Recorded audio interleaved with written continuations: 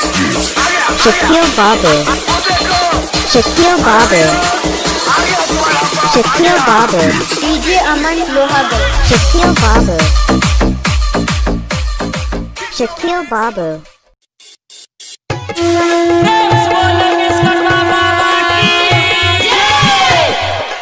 अखन अहाँ सब सुन रहल छी मदना से विराट म्यूजिक के शानदार प्रस्तुति डीजे मुन्ना राज।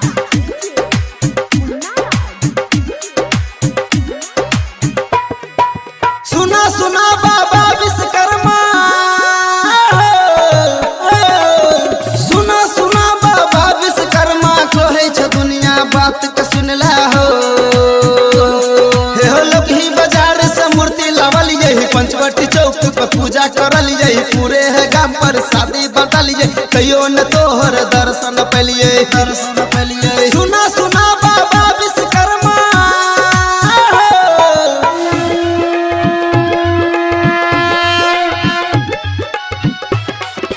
डीजे मुन्ना राज, मुन्ना राज झिटकी बाजार मधुबनी।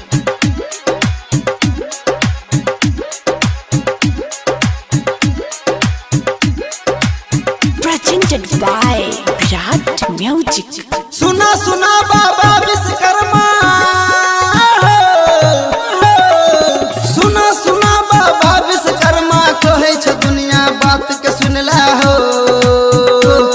हे करनी बसली हिला के गेलिए राजमिस्त्री के काम करलिए सब साल पूजा करलिए कहियो न तोहर दर्शन पलिए दर्शन पलिए। सुना सुना बाबा विश्वकर्मा,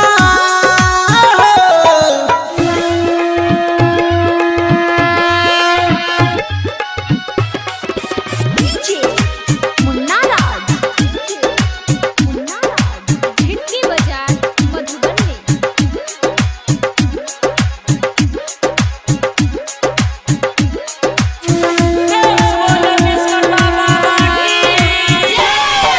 सुना सुना बाबा विश्वकर्मा, सुना सुना बाबा विश्वकर्मा कहे छ दुनिया बात के सुनला हो। हम ट्रैक्टर खरीद के रोड पर चललिए वही से खूब पैसा कमलिए तबे हो तोहर पूजा करलिए कहियो न तोहर दर्शन पलिए दर्शन पलिए। सुना सुना बाबा Vishwakarma,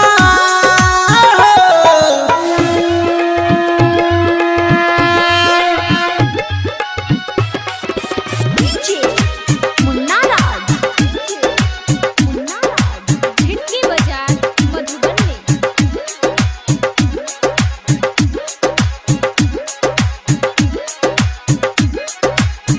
Presented by Virat Music. सुना सुना बाबा विश्वकर्मा, सुना सुना बाबा विश्वकर्मा कहे छ दुनिया बात के सुनला हो। 16 सितंबर के मूर्ति लावल यही 17 सितंबर के पूजा करलिए सुभाष सागर के भजन सुनलिए